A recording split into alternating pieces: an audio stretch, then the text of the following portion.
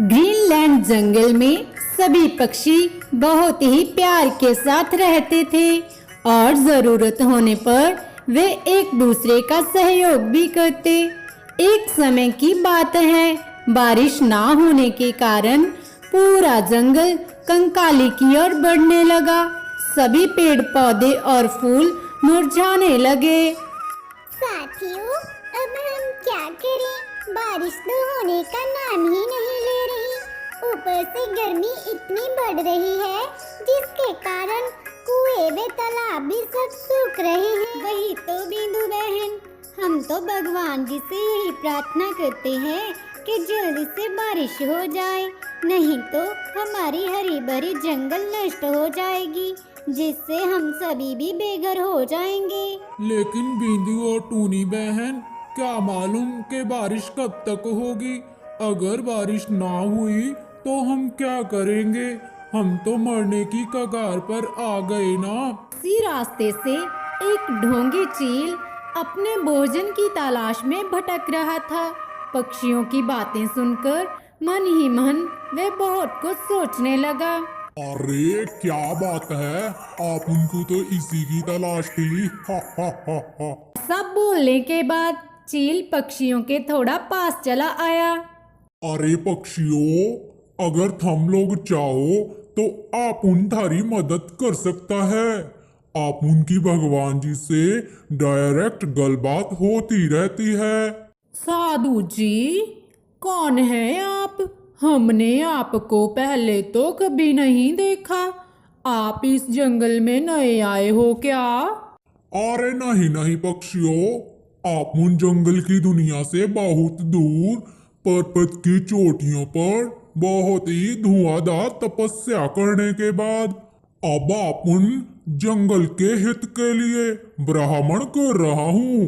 अगर तुम लोग जंगलवासी मेरा साथ दो तो आप उन इतने जोर की वर्षा करवाएगा कि 100 साल तक भी बारिश की जरूरत नहीं पड़ेगी। महात्मा जी, अगर आप इस जंगल में बारिश करवा दें तो इससे अच्छी बात और हम सभी के लिए क्या होगी?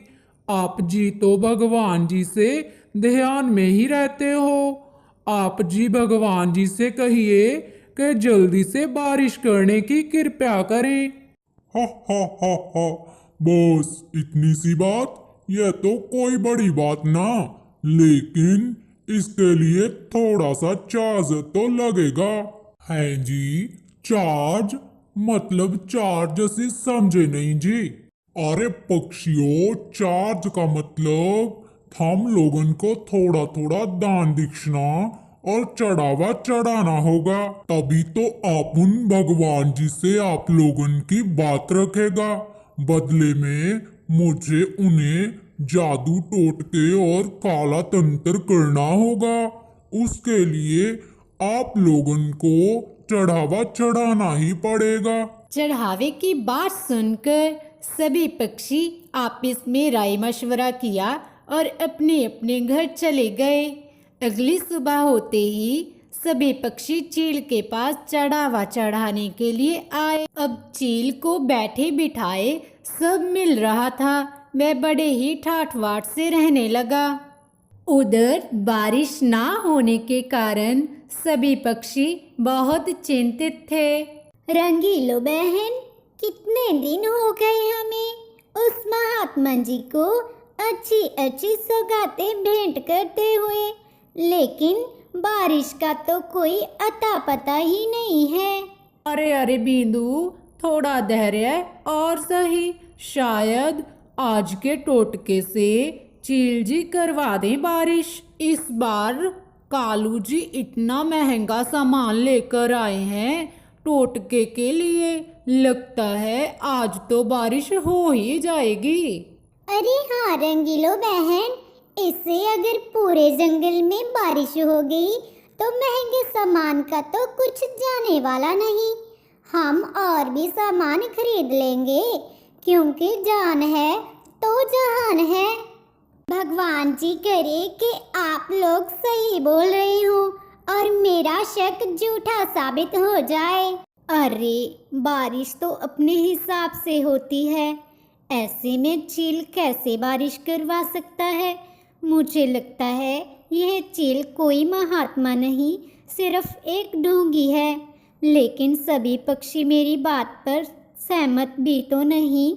मुझे इस ढोंगी का पता लगाना ही होगा। बिंदु चिड़िया के दिमाग में बहुत बड़ी उथल पुथल मच रही थी कि वो सभी पक्षियों को कैसे विश्वास दिलाए। ऐसी ही गहरी रात हो गई और रात होने के बाद सुबह होते ही बिंदु चिड़िया की बेटी बोली, मम्मा, हमें इस बार टीचर्स ने कोई होमवर्क नहीं दिया, सिर्फ इतना ही कहा है कि आप लोगों ने इन छुट्टियों में ज़्यादा से ज़्यादा पेड़ पौधे और फूल लगाने हैं। और हम सभी दोस्त टिंकू, सोना, पिंकी, मिंकी सभी पेड़ पौधे लगाने के लिए जाएंगे मम्मा। ये तो बहुत अच्छी बात है जिंकी बेटा, आप लोगों के साथ मैं भी हूँ और मैं भी आप लोगों के साथ चलूंगी बेटा। दी ब्रेकिंग न्यूज, हम बोल रहे हैं जंगल से सच तक से, आपको रखे सबसे आगे। अभी हम आपको बता दें कुछ मौसम का हाल। जी हाँ, मौसम जो बड़ा ही अचानक बदलाव ले रहा है, जिसकी परेशानियों से परेशानी नंबर 1, पारा अगर 40 से 42 हो, सर दर्द, उल्टियाँ, बेशरीर में पानी की कमी की शिकायत। नंबर 2, पारा अगर 42 से 45 हो जाए तो बेहोशी, चक्कर, घबराहट, बीपी लो जैसी परेशानी होने लगे। और वही अगर 48 से 50 हो तो हीट टेम्परेचर में हमारे शरीर की मांसपेशियां काम करना पूरी तरह से कर देंगी बंद। जी हाँ, ਹੁਣ सवाल पैदा ਹੁੰਦਾ है कि क्यों हो रहा है ये सब? साडी धरती ते पेड़ पौधों की कमी के कारण। जी हाँ, सानू एसी तो यू टर्न लेना पवेगा ਅਤੇ अपने आस-पास ਦੇ ਏਰੀਆਜ਼ ਨੂੰ ਜ਼ਿਆਦਾ ਤੋਂ ਜ਼ਿਆਦਾ ਹਰਾ ਭਰਾ ਰੱਖਣਾ ਹੋਏਗਾ। ਆਵੋ ਰਲ ਕੇ ਇੱਕ ਕਸਮ ਖਾਈਏ ਤੇ अपने एरियाज ਨੂੰ दोबारा तो हरा भरा बनाइए। अपने आसपास के एरियाज को बनाए ज्यादा से ज्यादा हरा भरा, ताकि किया जा सके इन हीट वेव्स इम्पैक्ट को कम। और ये सब हमें जल्द से जल्द इम्प्लीमेंट करने होंगे ताकि आने वाले समय में हीट वेव्स से बचा जा सके, क्योंकि ये हीट वेव्स आने वाले समय में और भी ज्यादा खतरनाक रहने वाली हैं। इसके साथ ही अब हमें दीजिए इजाजत जाने की। धन्यवाद। इसीलिए तो माई बाबा इस बार हमें टीचर्स ने सिर्फ पेड़ पौधे लगाने का ही होमवर्क दिया है। गहरी रात होने के बाद अगली सुबह बिंदु चिड़िया और कुछ पक्षी खेतों में चले गए। बच्चों, आप लोग पौधे लगाने का काम शुरू करो। पानी थोड़ा होगा, इसीलिए मैं कुएं से पानी लेकर अभी आती हूँ। ऐसा बोलने के बाद बिंदु चिड़िया पानी लाने के लिए कुएं की ओर चली गई। अरे ये क्या, ये तो महात्मा जी लग रहे हैं, लेकिन ये कुएं के पास क्या कर रहे हैं? लगता है कुछ तो गड़बड़ है, मुझे पता लगाना ही होगा। ऐसा बोलकर बिंदु चिड़िया कुएं के पास पत्तों में छिपकर बैठ गई। अरे वाह, कितनी अच्छी गंध आ रही है इन पकवानों से। अरे जीता रहे कौवे, आप उनकी डिमांडें पूरी करने के लिए। हा हा हा हा।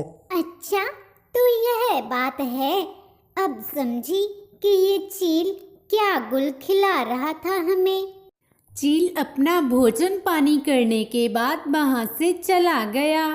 उसके बाद बिंदु चिड़िया ने पानी लाकर उन सभी बीजों में डाल दिया।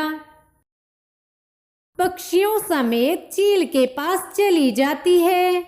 महाराज, लगभग आज 5 दिन हो गए, अभी तक तो बारिश हो जानी चाहिए थी ना, लेकिन बारिश का तो कोई अता पता ही नहीं है। अरे जीबू भाई, आप भी बस क्या ही हो।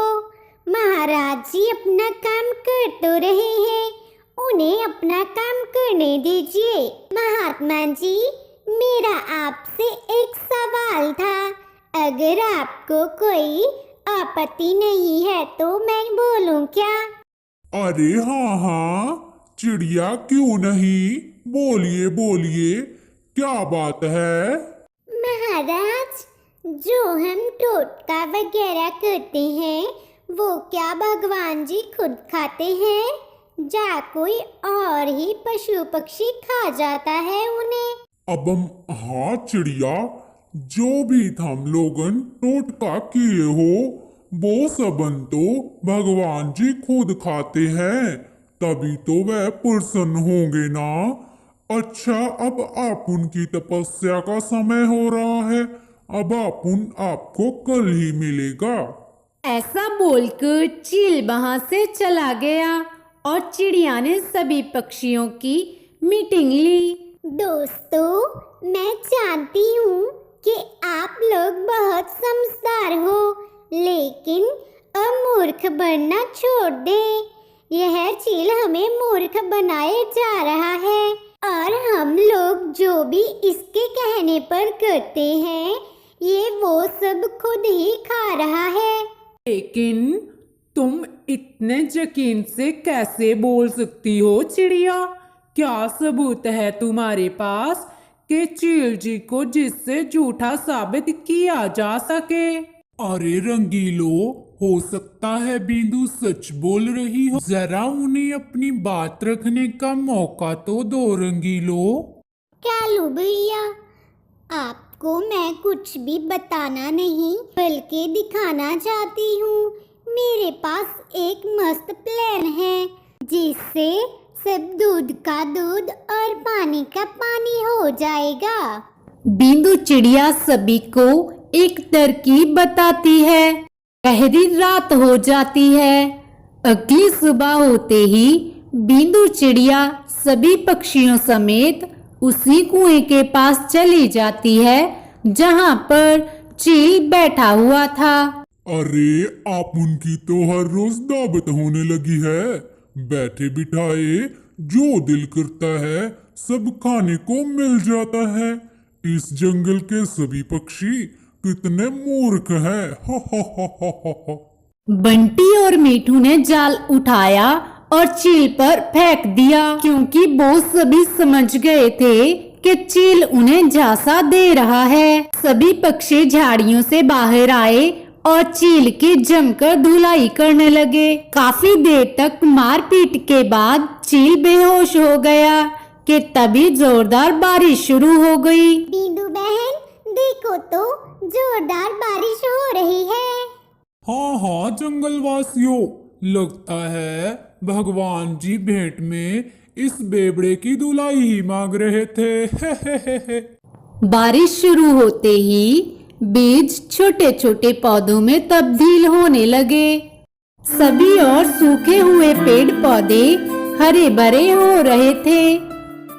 मुरझाए हुए फूल दोबारा से खिलने वे लहलहाने लगे।